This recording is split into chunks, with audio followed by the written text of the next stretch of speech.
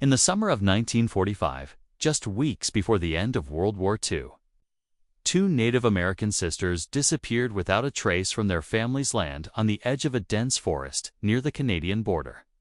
Annie was 15, bright, protective, always, keeping her younger sister Josie close. Josie was only 9, shy but curious, known for wandering off to pick wildflowers. That morning, the girls were seen walking toward the woods with a small basket. They never came back. Their parents searched day and night. The tribal community came together, and for weeks, the forest echoed with their names being called. But nothing, no clothes, no basket, not even footprints. Over time, the case grew cold, then faded into silence. Their younger brother, Raymond, only 7 at the time, was left with questions that haunted him for decades. Everyone told him it was time to let go, to accept what had happened, but he never did. He grew up, served in the military, and later returned to the land where the girls were last seen. And that's when everything changed.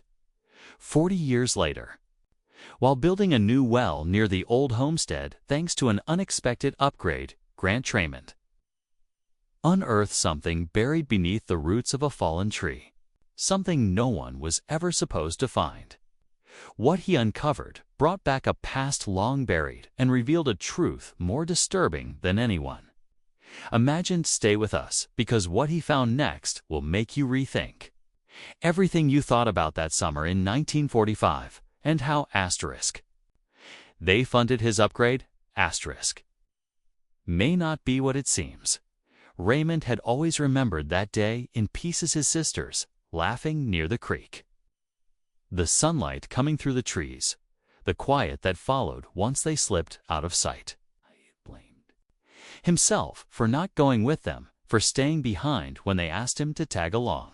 As the years passed, his memories became a blur of what-ifs and unanswered questions.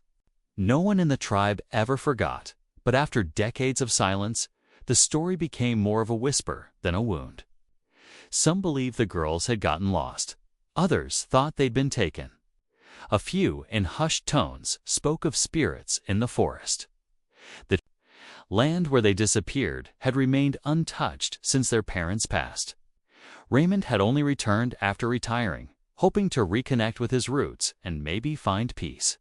The tribal council helped fund repairs on the old family home, including installing a new well. It was while clearing space for the upgrade that the backhoe struck something solid. At first, he thought it was an old tree root or a forgotten stone marker. But as he dug by hand, he uncovered a metal box, heavily rusted and wrapped in rotting. Cloth dot inside were items he hadn't seen in 40 years. Doll Josie never let go of.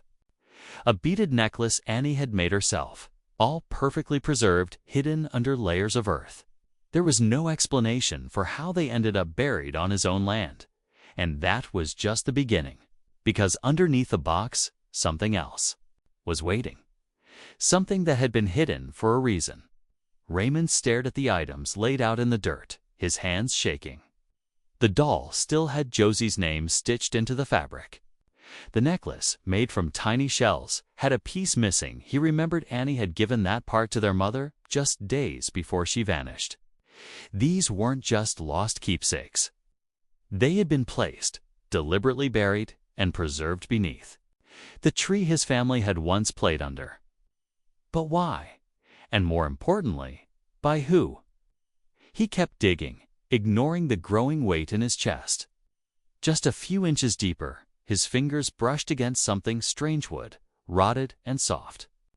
He cleared more dirt and uncovered the lid of a small crate. Inside was an old journal, wrapped in leather and tied with twine. It wasn't one he recognized. The pages were yellowed, but the handwriting was still legible. The first page, simply. Read, * for Raymond, when you're ready. * The journal wasn't from his sisters. It was written by someone else, someone who had been close to the family, someone who clearly knew something. As he flipped through the pages, names appeared that stirred old memories. A neighbor who used to come by with supplies, a hired worker from a nearby logging camp, and an older cousin who had left town shortly after the girls went missing and was never seen again. Raymond realized this wasn't just about loss. It was about betrayal by someone they had trusted. But before he could finish reading, the journal was ripped from his hands. Someone had been watching him the entire time. Raymond spun around, but there was no one in sight. The journal was gone, taken so quickly he barely had time to react. He stood in the clearing, heart pounding, the forest around him silent to silent. Whoever took it knew the land well. Maybe they'd been waiting for him to uncover the truth. Maybe they always knew this moment would come. He didn't sleep that night. Instead, he sat by the fire with the doll and necklace laid out in front of him, as if waiting for them to speak. The journal had named people who were long-forgotten faces from the edge of memory. But the most chilling detail was the final entry he'd seen. Asterisk, they were never supposed to find this land again. That line echoed in his mind. What did it mean? Had the girls stumbled onto something they weren't meant to see? The next morning, he found fresh footprints in the mud near the well. Not his. Whoever had taken the journal had come back, maybe searching for what else he might have found. He followed the prints through the brush, deeper into the woods, along paths he hadn't walked since he was a child. At the edge of a rocky slope, he saw a collapsed cabin, overgrown and hidden by time. Inside, the walls were burned, blackened. But something was buried beneath the rubble. A piece of fabric, a shoe, and carved into one of the beams, barely visible. Asterisk, we were here. Please tell him. Asterisk, and suddenly, he knew he wasn't the only one still searching for the truth. Raymond stood frozen in the doorway of the ruined cabin, the carved message burning into his thoughts. Asterisk, we were here. Please tell him. Asterisk, it had to be from Annie or Josie. But how? And why here? A place no one had spoken of in decades. He brushed away the ashes near the hearth and found something else, a rusted pendant with their tribe's symbol. Annie used to wear one just like it, gifted by their grandmother. Everything pointed to the sisters being held there. But what happened next? Just as he turned to leave, something caught his eye behind the cabin-eye, low mound of disturbed earth, not yet reclaimed by roots or time. As he approached, he noticed a makeshift wooden marker. No names. Just a date, August 15th, 1945, the very day they vanished. But before he could touch it, a voice called out from behind him, "You shouldn't be here, Ray." Raymond turned slowly to face a man he hadn't seen in years, Daniel, his older cousin, the one who disappeared shortly after the sisters went missing. Wrinkled, weathered, but unmistakably him. Raymond's throat went dry. "You were in the journal," he said. Daniel nodded, but there was no remorse in his eyes, only weariness. "I buried the truth once," he said quietly, "and now you've dug it up." Raymond stepped back, but Daniel raised his hand. "Before you blame me, you need to know who else was involved." Because the secret wasn't his alone, asterisk, the entire truth had been protected by someone in Raymond's own family, asterisk, and that person still wanted it buried, no matter the cost. Raymond's breath caught in his chest as Daniel stepped forward, slow and steady. The truth spilled out, piece by piece. Back in 1945, Daniel and two others from the community, one of them a trusted elder, had discovered something illegal happening near the forest. An off-the-books military operation dumping chemicals near the tribal land.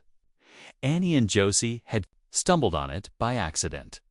Afraid the girls would tell their parents, the men panicked. They were supposed to be watched, just kept quiet, Daniel said. But something went wrong.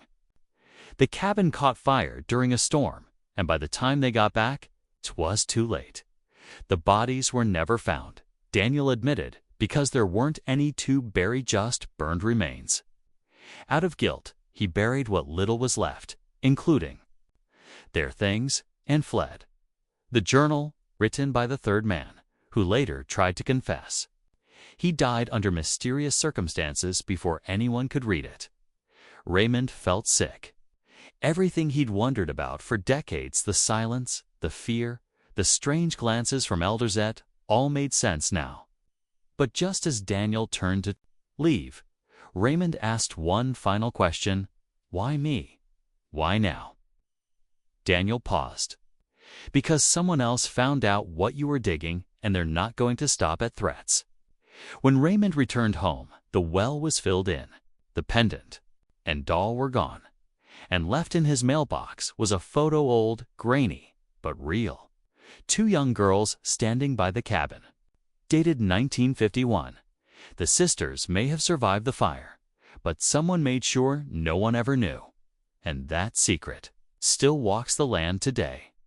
Raymond stood at the edge of the forest, holding the photo in his hands, his heart heavy but steady.